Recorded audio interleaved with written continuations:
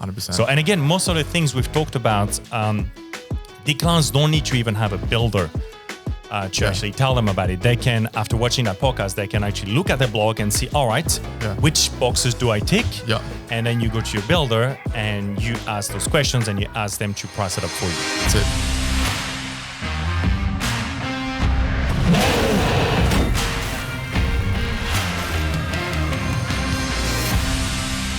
Welcome back to the #1 home building podcast in Australia. This week, we are talking about the unexpected costs that you can incur when building a home. I think we should always kick it off with introducing ourselves. Did you want to kick us off? Chris Baptista, director of Homes by CMA, one of now the biggest builders in Queensland, having built over 1,000 homes. That's it. Look how proud he is saying that. Yes, It's so exciting. And I'm Jaden. I am the marketing manager for Homes by CMA. So let's just jump straight into it. Let's cut straight to the chase. Obviously, we've got about 7 topics we want to try and cover today. Or unexpected costs. But did you want to kick us off with the first one, which is, we've covered this topic before. The biggest one. But it's also, the biggest one, exactly. So site costs. So it's pretty easy, I guess. Site cost is what can cost a lot of money. And the easiest example I can take is, for example, you could be building 2 houses that are exactly the same, have the same floor plan, the same inclusions on 2 different blocks. And you could have a price difference of $50,000 to $100,000. It's crazy when thinking about it. That's exactly right. So, if you've talked to a builder and the price of the house of your dreams is $300,000, you could end up paying $400,000 if you don't pick the right block. That's it. On that, you could even build right next to that same block, and it can be completely different, and you're still paying that. Definitely. And I guess people are going to think, what's the reasoning behind it? And I guess mostly in terms of site costs, it's really got to do with the slope of the land. Pretty much anything to do with more than a meter slope is going to start to add a lot of cost. And again, we've covered that before. So feel free to watch the previous podcast. Going with the slope, you also have piering cost, which the more slope you have, the more cut and fill you have, therefore the more piering you will have. The more slope you have, again, the more retaining wall is going to be required. So it's all related to the same thing. And then on top of that, you also got your soil test. And these things are all on top of your actual build price of your house that you have to fork out money for. So that's exactly right. And it's things that a lot of people really don't know until they get a builder and they get a soil test. That's it. And a lot of people buy a block and they realize, this is a great block, but until a builder starts looking into it and tells them the truth. And sometimes it's not that great of a block. That's it. Oh, no, it looks flat to the eye. Isn't necessarily the case. And that's the thing. It could look flat, but the problem is you could still have 3 meters of fill. Exactly. So you need to pier the whole slab. Exactly. You could have a sewer that's running through the middle of the block. How many times have we seen that? There's a sewer running through the middle of the block. And so you not only have to pier that, you have to build over sewer, you have to breach the footings, and you are talking thousands and thousands. So It's a fun time. So that's it. The biggest advice, I guess, from that site cost thing is always try, if possible, to have a chat with a builder before you secure the land. So you know exactly where you stand up. And with a good builder, obviously, not a builder that's going to try to, to trick you into getting that block and then charge you with all the extras. So, That's it. So another really important thing that we commonly do is we try and be obviously as upfront and as transparent as possible, and we tell people to often include as much as they can in their their contracts and inclusions and everything like that. So then it limits the post variations that happen after contract, which brings us on to our next topic about variations. Did you want to honestly touch on some of the crazy variations that we've heard of? I mean, the number 2 is variations, and we hear it all the time. My builder's going to charge me either $1,000 for a variation fee, or to some extent they charge per sort of item, and it could be $400 or $500 per item. So you might have a downlight, $500. You might have then this $500, and it goes on really, really quick. Very specific to the builder. And again, always ask that question. You meet the builder, they give you a price.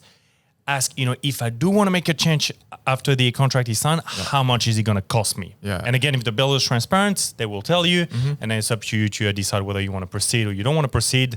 And if you proceed, obviously the advice we have is to obviously make sure you have everything covered before you sign that contract. Because once the contract is signed, if you want to add something, you will have to pay for it. That's it. So obviously then it's really important to get all your inclusions included then up front. But a lot of people realize an advantage of a home builder is you don't necessarily have to pick from a builder's premium range. You can pick from loads of upgrades and add loads of extra inclusions, like downlights and everything like that. Do you want to touch on some of the upgrades, which will bring us to our third? Yeah, well, that's it. And that's already to the same. And that's also a sort of it can be a really bad unexpected cost because a lot of people are going to go through a project builder. They're going to sign a contract and they think everything is going good until they get to color selection and they realize they've added $100,000 in upgrade. We hear this all the time. Yeah. Then they cancel the sort of contract and they move to another builder. We literally had a client last week who got charged something ridiculous for smart waste. It was like $1,000 for smart waste. It was more than $1,000 for just a few smart waste. That's crazy. For those that don't know, smart waste is just a floor waste with just a tile insert. We charge, I don't know, 75 or 79 per smart waste.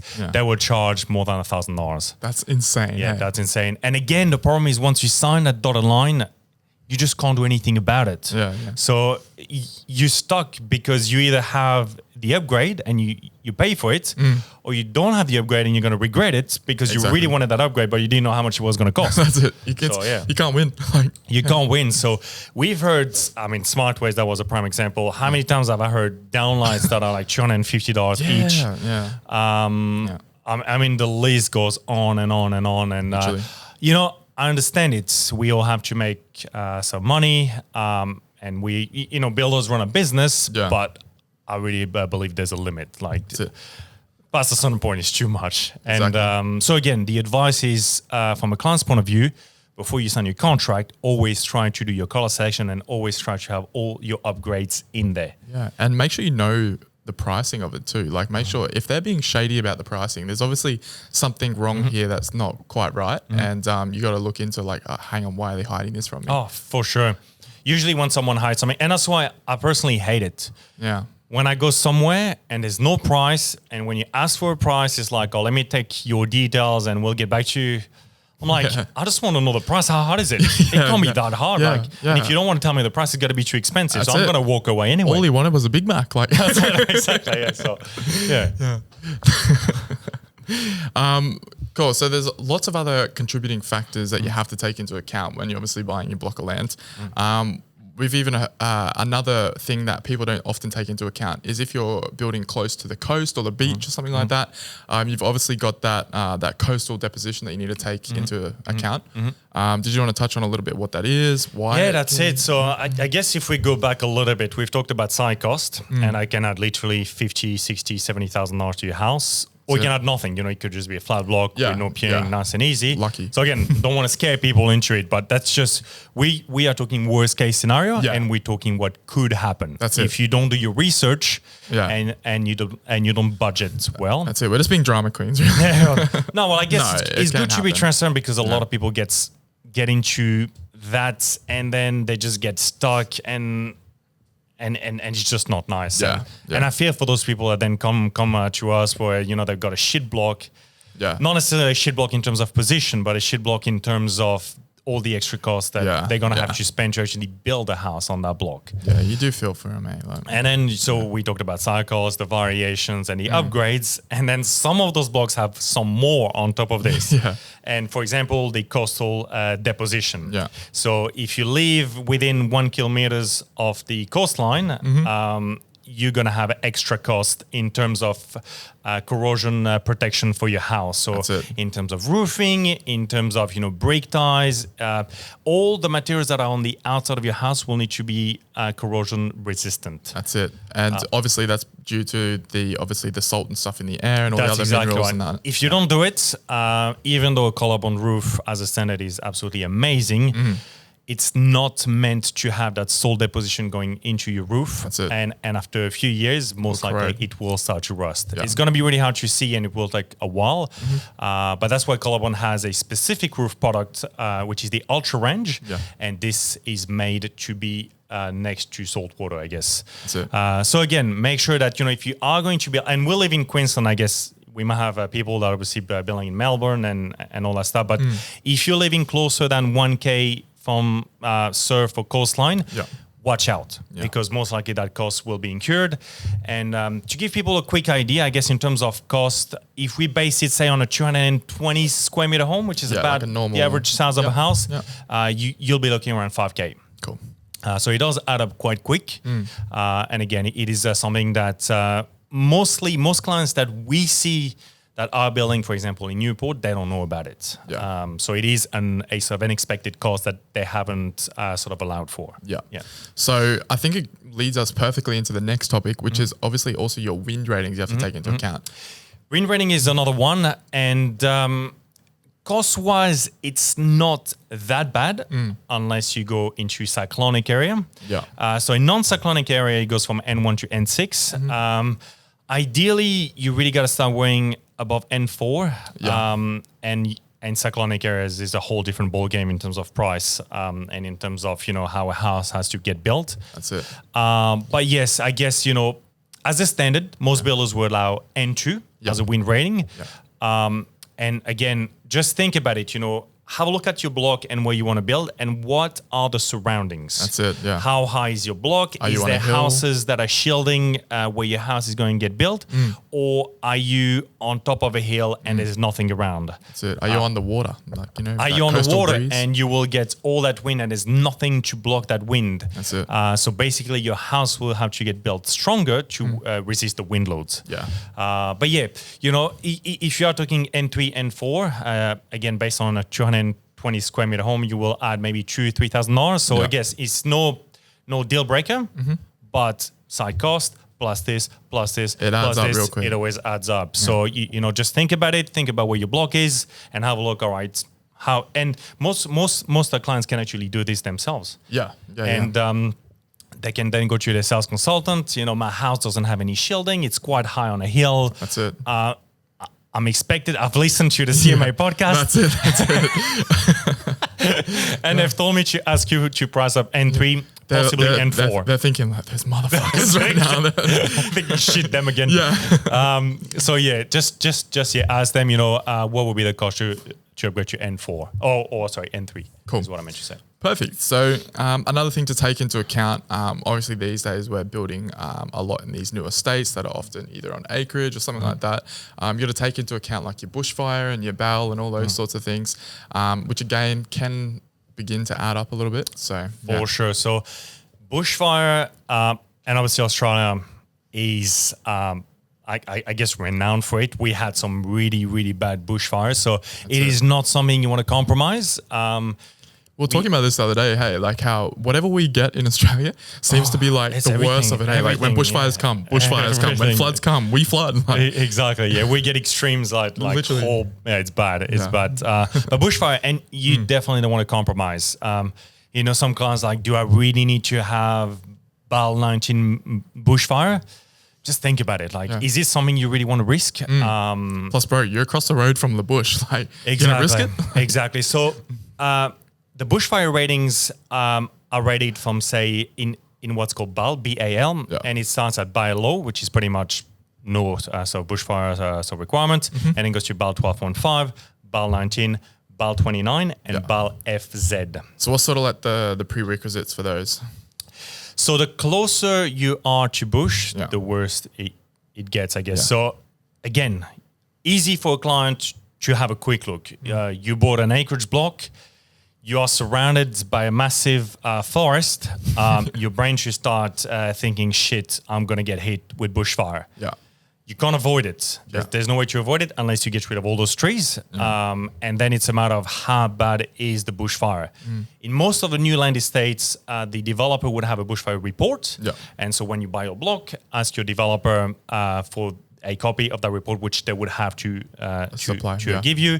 It would show your lot number and it would show what the bushfire sub-level is. Then you go to your builder and you say, can you quote the house based on BAL 29? So ideally, I guess in terms of costings, and again, how you got to think is the closer you are and the worse the rating is, the more protection the house will need to have. So Yeah. we are talking glass, glass thicknesses. Yeah. We're talking roof. You will need sort of anti-con blanket. Yeah. We are talking wall insulation. You need to upgrade a lot of things, and that's basically just to cope with in case there's a bushfire there. Yeah, yeah. So I wouldn't worry too much if it's BAL 12.5. It's not too expensive. It starts to get expensive at BAL 19 and BAL 29. So if we use that same principle of the 220 square meter house, what are we roughly looking at to? So roughly for about 29, you'd be looking at roughly 5K. Yeah. So again, it's no massive amount, but keeping in mind all the other possible options. Yeah, yeah. The one that you gotta really watch for is BAL FZ. If your rating comes out as a BAL FZ, you really gotta watch for it because it takes a lot of work. You need to have shutters in your house, and the cost is dramatic. Wow. And it's pretty much, I can't even give a price because it's based on a house specific thing. Yeah, yeah. But for example, if your house is really surrounded by bush, or if your block of land is really surrounded by pretty much just bush, you will most likely have BAL FZ. And Have you ever built any of them? yeah, wow. we have. And when you build to a bushfire, I guess a report, the whole house doesn't have to have the one rating. It's based on distance from bush. So, for example, we've built one where the left of the house was BAL 29 and the right of the house was BAL FZ. Yeah. So left of the house, they need to have shutters on the window. The right of the house, they need to have shutters on the window. So, it's very specific. And the best thing, if you don't have a report, the best thing is to get one, get a sort of expert to give you a report as to what exactly is the bushfire rating for your house. Cool. The other thing that we find, especially building in the city and things like that a lot, is obviously the CAT rating and like the acoustics.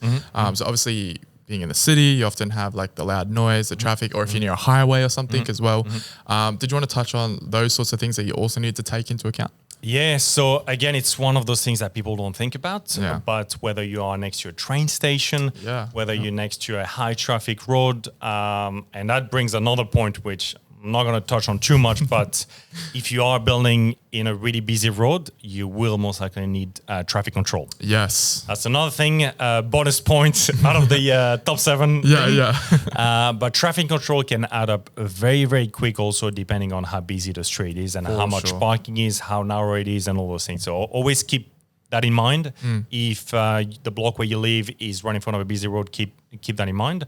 But returning to the CAT, it's called CAT. I guess it's acoustic rating, but it's broken down into CAT. So CAT 1, CAT 2, CAT 3. There's nothing to do with a cat. Okay then. So CAT 1, CAT 2, CAT 3, and CAT 4. Yeah. People are going to be like, why not dog? What's wrong? Why not dog? Why not dog? 1, 2, 3, 4. So it's category 1. I think they just CAT. But it can add up very quick again, particularly if you are next to a train station, if you are next to a highway.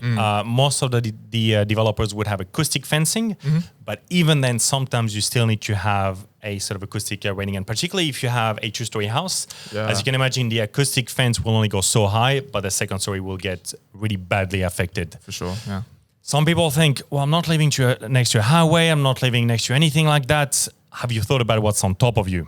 Airplanes, airports. Yeah, so it might not be right next to you, but you might have airplanes going all on top. And again, you will have to comply with acoustic sort of ratings. So again, CAT 1, CAT 2, not necessarily too bad. But if you're going into CAT 3, if I remember well, for 220 square meter home, it might be around 10,000 plus. Yeah. So this adds up again very quick. Yeah.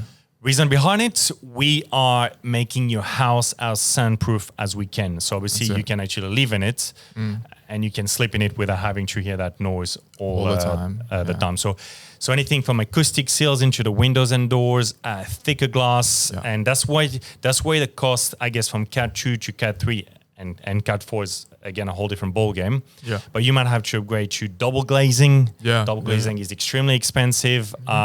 You might have to compromise on the windows you want. Yeah. You might want really big windows with really large opening. Unfortunately, it might not work with the acoustic rating for your house.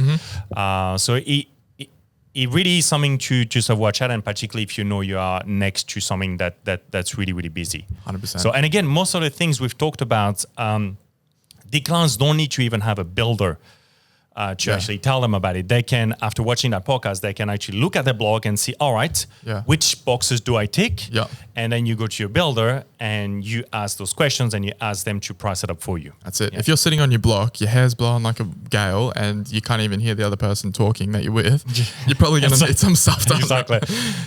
I feel like we've covered a really good 7 topics there that people will get an idea then, and they'll probably go back to their own blocks and have a look. Is there anything else you can think of that we want to include before we get out of this short and sweet podcast? No, I guess I would have, but the only thing that I remember was just the traffic control.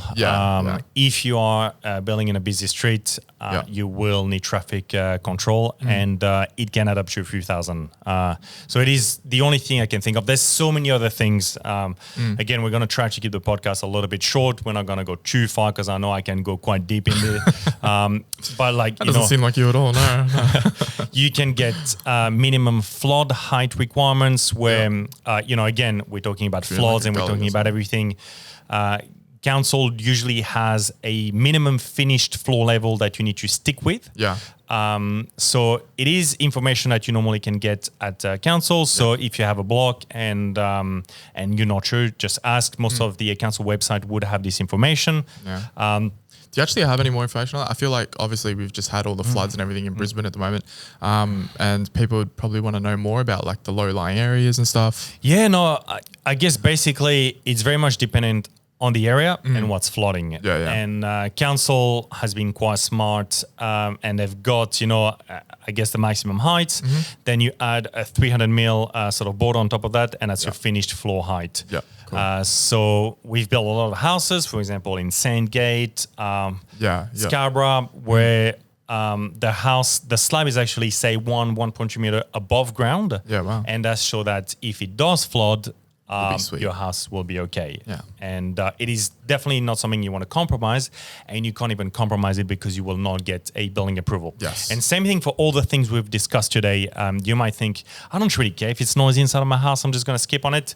You won't be able to get a building approval because the certifier will check on it, and you have to comply with the BCA, the NCC, the Australian standards, and the certifier will not allow you to build in a bushfire sub-area if you don't want to have a bushfire requirement. It's not going to work. So even if you don't want it, you're going to have it. That's it. 100%.